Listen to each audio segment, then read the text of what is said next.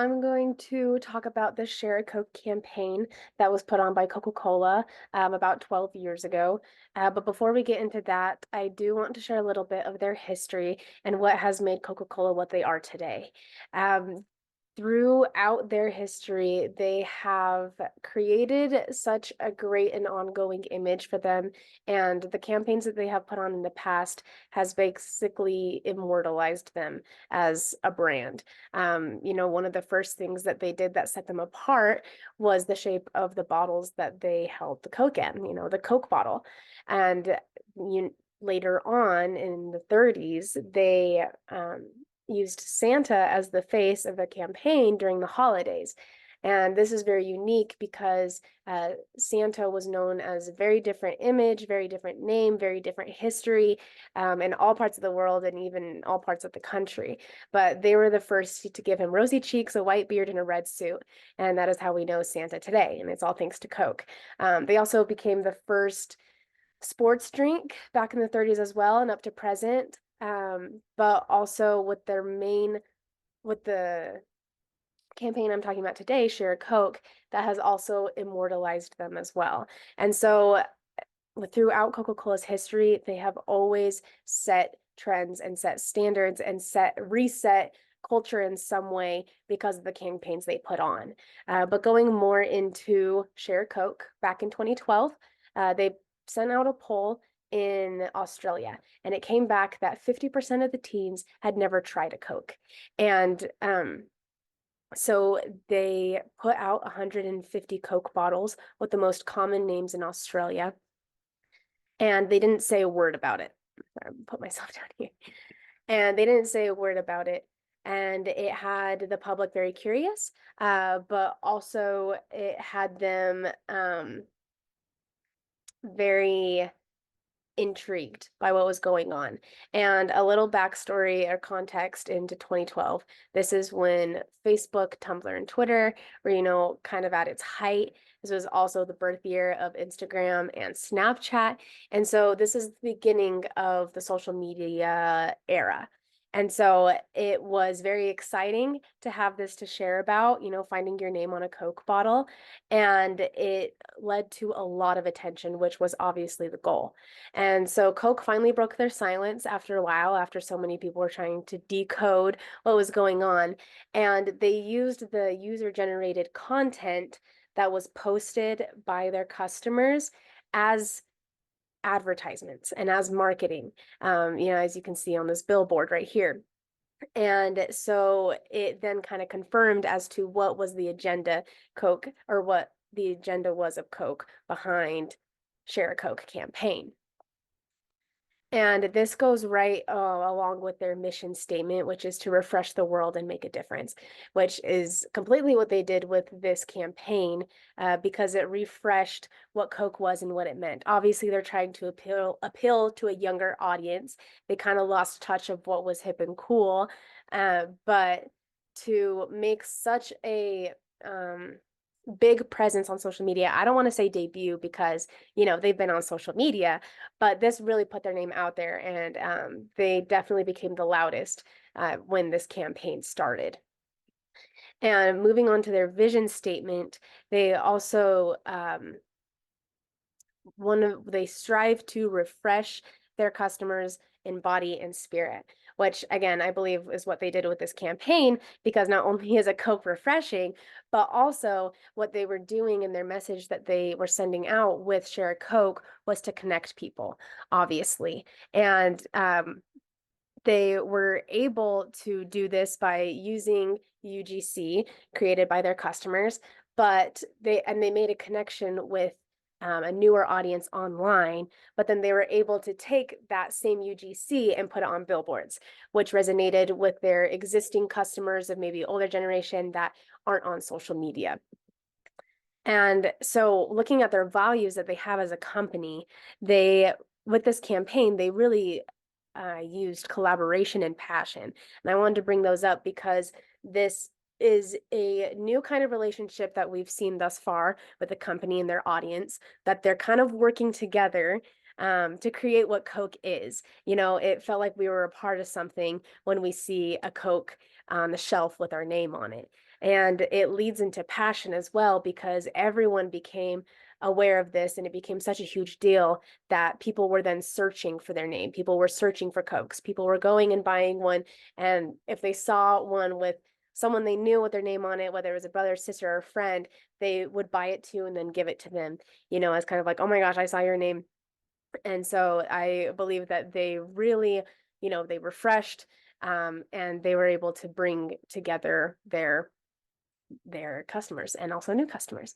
So this is their spokesperson, Beatrice Perez, and I bring her up with ethos because she's actually known to be a conversation trailblazer, which I think fits Coca-Cola's vibes perfectly. Since the beginning of time, they have been trendsetters, they've been culture resetters, and just the speed that Beatrice has been able to keep the ball rolling just as Coca-Cola likes it.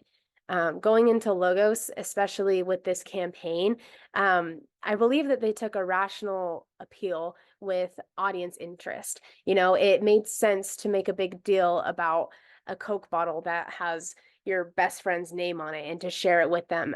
And I think that this is such a simple yet ingenious tactic that Coca-Cola used, which they are known to do more simpler things and not very extravagant and flashy things. And so that's also plays into the logos of it. But with their pathos, um, Coca-Cola loves to romanticize life. They're known to make life better. One of their past slogans is open happiness, and they definitely appeal to the emotion of love within this. It either unites a person, it makes your day better, um, it helps you find that happiness in life, basically.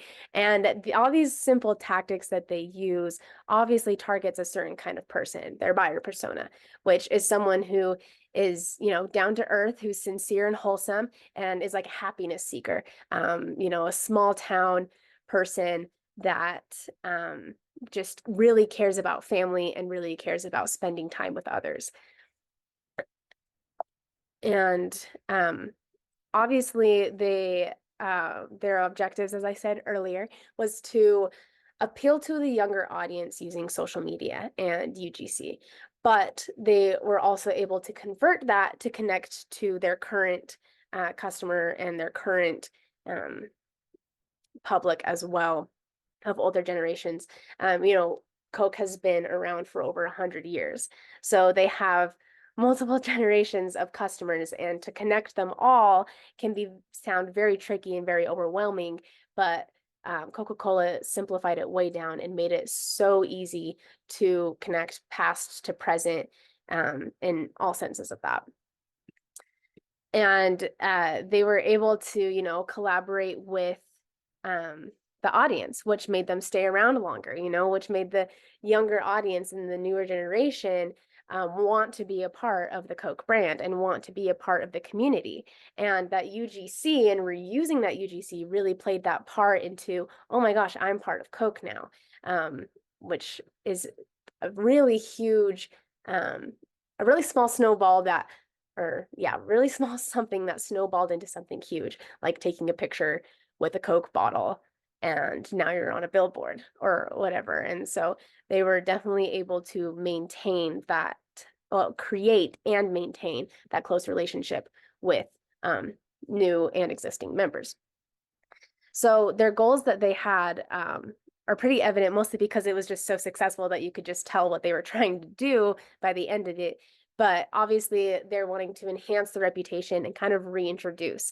It's not really necessarily a rebranding. It's kind of more just like a refreshing, which goes along with their mission statement. It's what they try and do all the time.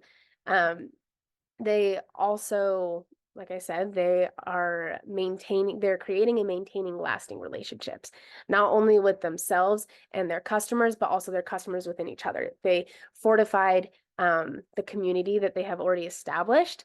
And so now it's just more tightly knit, which is going to help them carry on into the future as well.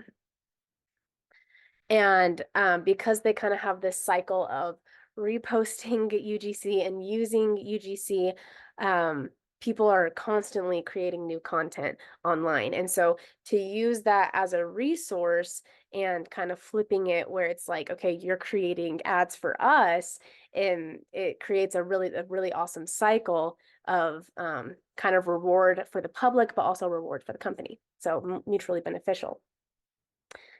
And so going back to what became of Share Coke, just a 1 month after launching in Australia, the Coca-Cola saw an increase of 7% in sales.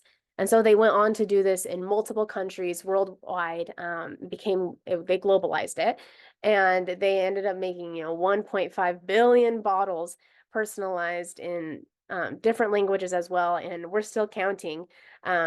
The social media interactions because it's still going on in 12 of the countries that they even started it with. So it's an ongoing campaign, never stopped because it's kind of become the new Coke.